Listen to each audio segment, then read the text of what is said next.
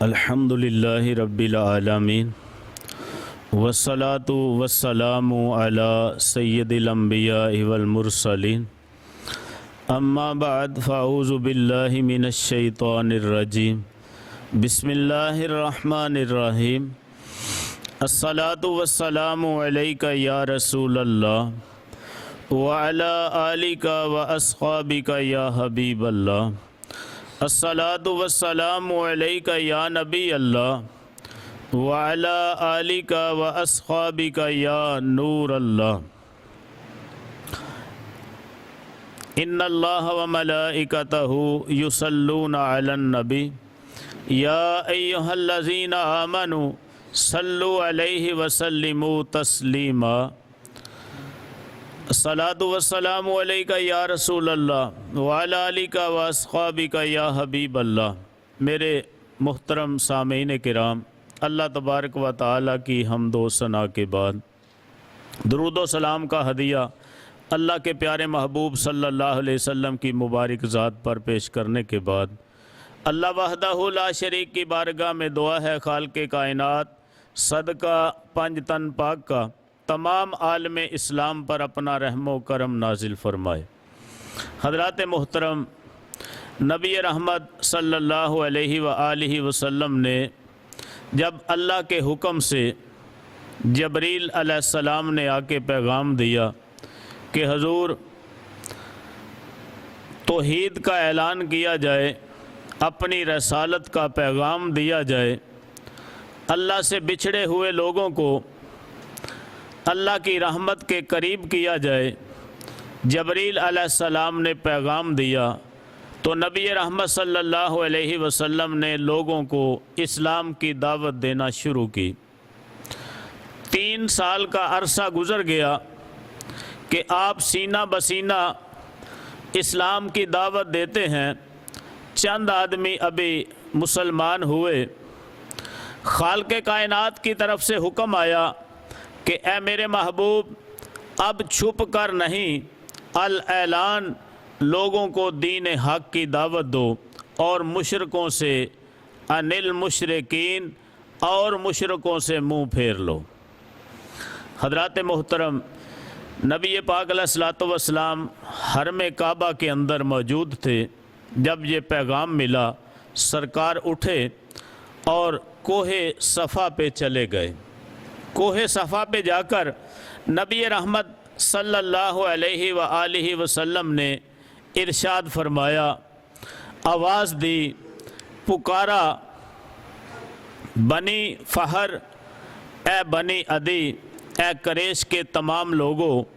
جب ان کو آواز دی، سب جناب والا صدائے مصطفیٰ صلی اللہ علیہ وسلم کو سن کر اپنے اور بیگانے سب کوہ صفا پہ جمع ہونے لگے تو میرے اور آپ کے آقا صلی اللہ علیہ وآلہ وسلم نے کیا ارشاد فرمایا؟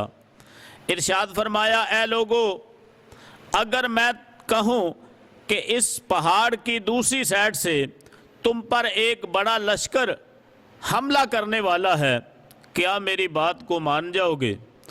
میری تصدیق کرو گے؟ تو سب پکار اٹھے کہ آج تک آپ کو ہم نے کبھی جھوٹ بولتا نہیں دیکھا، آپ نے آج تک کوئی خیانت نہیں کی، 40 سال کا عرصہ ہو گیا ہمارے اندر آپ کو موجود ہیں، ہم نے بچپن سے لے کر آج تک آپ کی زندگی کے اندر کوئی عیب نہیں دیکھا، تو اگر آپ یہ کہیں کہ دوسری سائڈ سے، اس پہاڑ کی چوٹی سے دوسری سائڈ سے کوئی لشکر آ رہا ہے تو ہم اس کا یقین کر جائیں گے، کیونکہ آج تک آپ نے کوئی غلط بیانی نہیں کی۔ جب یہ ان کی زبان سے آپ نے سنا تو آپ نے فرمایا، یہ تو میں آپ کو سمجھانے کے لیے بات کر رہا تھا، دراصل بات جو کرنی چاہتا ہوں وہ یہ ہے کہ میں اللہ تبارک و تعالیٰ کا سچا رسول ہوں، اللہ تعالیٰ کا پیارا نبی ہوں، اور اللہ تبارک و تعالیٰ نے مجھے یہ حکم فرمایا ہے کہ میں اعلان نبوت کروں اور اللہ کی بارگاہ میں تمہیں دعوت دیتا ہوں کہ ایک ہی رب ہے، ایک ہی خالق ہے، ایک ہی ہستی ہے جس کی بارگاہ میں سجدہ کیا جائے گا۔ ان بتوں کو چھوڑ دو، इन बुतों के आगे झुकना छोड़ दो, ये पत्थर की मूर्तियां बेजान मूर्तियां हैं, ना तुम्हारा कुछ फ़ायदा कर सकती हैं ना तुम्हारा कुछ नुकसान कर सकती हैं। आओ मैं तुम्हें दावत देता हूँ कि एक खुदा की बारगाह में हाज़िर होके सजदा रेज़ हो जाओ। सामीन किराम, जब नबी पाक अलैहिस्सलातु वस्सलाम ने ये ऐलान नबूवत किया तो लोग आपस में चिमगोइयाँ करने लगे, बातें करने लगे, गुफ्तगू होने लगी। अभी ये बातें हो रही थी तो अबू जेल जो था उसने अपना बदनामे ज़बाना, अपना बकवास करता हुआ मुंह खोला और कहने लगा, नबुव्वत क्या थी तेरे वास्ते ही इस घराने में, नबुव्वत के लिए बस तू ही था सारे ज़माने में, यही बातें सुनाने के लिए तूने बुलाया हमको, समझ में नहीं कुछ आया जो तूने सुनाया हमको। इसी तरह की बकवास करता हुआ कहने लगा, चलो यहाँ से, इसकी बातों में ना आओ। माज़अल्लाह इसका दिमाग जो है वो नाकस हो गया है, तरह तरह के वो लफ्ज़ बोलने लगा और चले गए।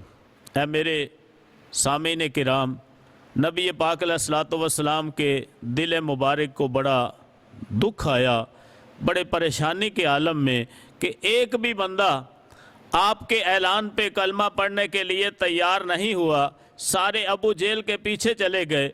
नबी अलैहिस्सलातु वस्सलाम कोहे सफ़ा से फिर जनाबे वाला हरमे काबा के अंदर आ गए, आगे आके बैठे हैं रब की बारगाह में। फिर जनाबे वाला ज़िक्रुल्लाह शुरू हो गया, इल्तिजाएँ शुरू हो गई। तो अब अल्लाह तबारक व तआला ने फिर हुक्म फरमाया कि ए मेरे प्यारे महबूब, घबराने की कोई बात नहीं, परेशान होने की कोई बात नहीं। आप ऐसा करें कि फिर अपने करीबियों को बुलाएं, अपने घर के अंदर बुलाएं, उनकी एक दावत करें, उन्हें एक खाना खिलाएं और खाना खिलाने के बाद फिर तौहीद और रिसालत का ऐलान करें। प्यारे भाइयों, नबी पाक अलैहिस्सलातु वस्सलाम ने सब की दावत की। उस दावत के अंदर अबू जेल भी आया और कई जनाबे वाला मक्के के सरदार जमा हो गए। हज़ूर अलैहिस्सलातु वस्सलाम के करेश के रहने वाले आपके अज़ीज़ व क़ारिब जमा हो गए।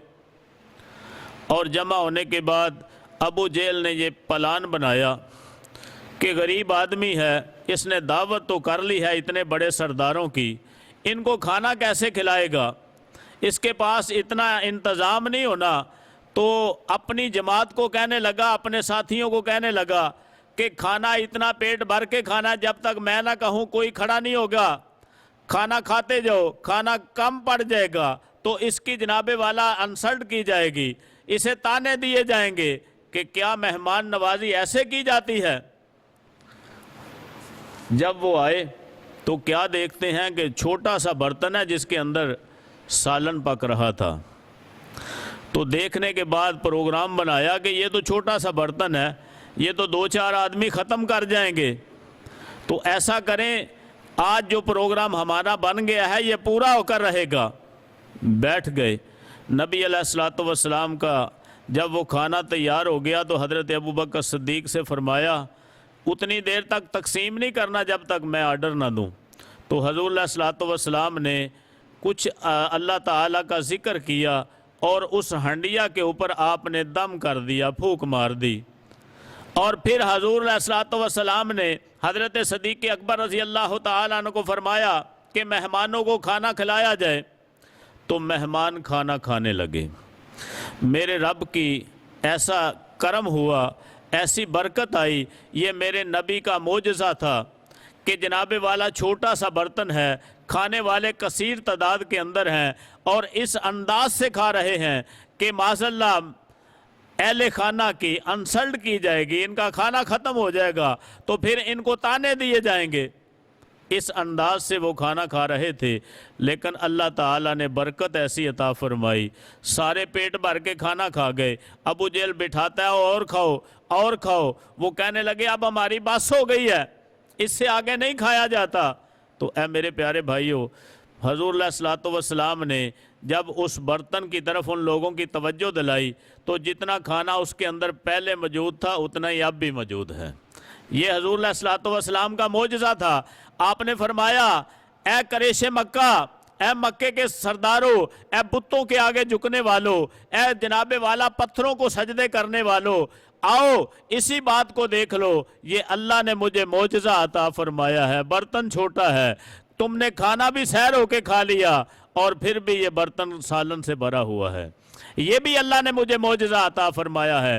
میں تمہیں کہتا ہوں کہ میں اللہ کا رسول ہوں، اللہ ایک ہے، بتوں کو چھوڑ کے اس کی بارگاہ میں سجدہ ریز ہو جاؤ۔ تو اے سامعین کرام، پھر وہ مشرکین مکہ مستی کے اندر مذاق کرتے ہوئے باہر چلے گئے، کسی نے کلمہ نہ پڑھا، لیکن نبی پاک علیہ الصلوۃ والسلام نے توحید کا اعلان نہ چھوڑا۔ اللہ رب العالمین نے ارشاد فرمایا، میرے محبوب پریشان ہونے کی بات نہیں، ایک دن آئے گا یہ سارے مغلوب ہو جائیں گے، اللہ تعالیٰ اسلام کے جھنڈے کو غلبہ عطا فرمائے گا۔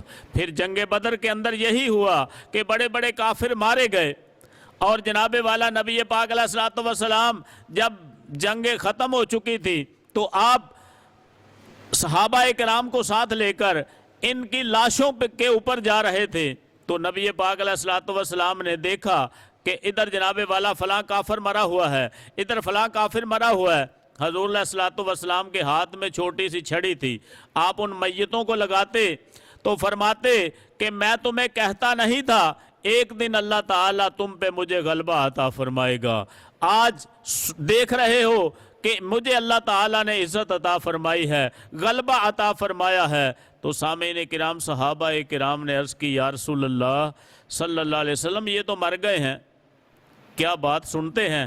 حضور علیہ الصلوۃ والسلام نے فرمایا، زندوں سے زیادہ سنتے ہیں، بول نہیں سکتے، زندوں سے زیادہ سنتے ہیں، بول نہیں سکتے، سماعت تیز ہو گئی ہے، تو یہ میری بات کو سمجھ رہے ہیں اور شرمندہ ہو رہے ہیں کہ کاش ہم حضور علیہ الصلوۃ والسلام کی بات کو مان جاتے۔ تو اے میرے پیارے بھائیوں، جو مان گئے وہ دنیا آخرت میں عزت پا گئے، جو مان گئے وہ دنیا آخرت میں عزت پا گئے۔ جنہوں نے مانا، کوئی صدیق بن گیا، کوئی فاروق اعظم بن گیا، کوئی عثمان غنی بن گیا، کوئی مولا علی بن گیا، اور حضور علیہ الصلوۃ والسلام نے ان کے لیے جنت دنیا میں رہتے ہوئے جنت کی بشارتیں دیں۔ اگر کسی نے زندہ کو دیکھنا جنتی کو، میرے صدیق اکبر کو دیکھ لو۔ اگر کسی نے جناب والا زندہ جنتی کو دیکھنا ہے، میرے فاروق اعظم کو دیکھ لو۔ اگر کسی نے جنتی کو دیکھنا ہے تو میرے عثمان غنی کو دیکھ لو۔ اگر کسی نے جنتی کو دیکھنا ہے، مولا علی کو دیکھ لو۔ تو پیارے بھائیوں، یہ سب ماننے کی باتیں تھیں، جن نے مان لیا وہ دنیا آخرت میں عزتیں پا گئے۔ آج سب کو یہی پیغام ہے سامعین کرام کہ اللہ اس کے رسول کے حکم کو مان لو، اپنی زندگی کو اللہ اس کے رسول کے حکم کے مطابق ڈالنے کی کوشش کرو، دنیا آخرت میں اللہ تعالی ہمیں عزتیں عطا فرمائے گا۔ دعا ہے اللہ تعالیٰ سے کہ ہمیں عمل کی توفیق عطا فرمائے۔ وما علینا الا البلاغ المبین۔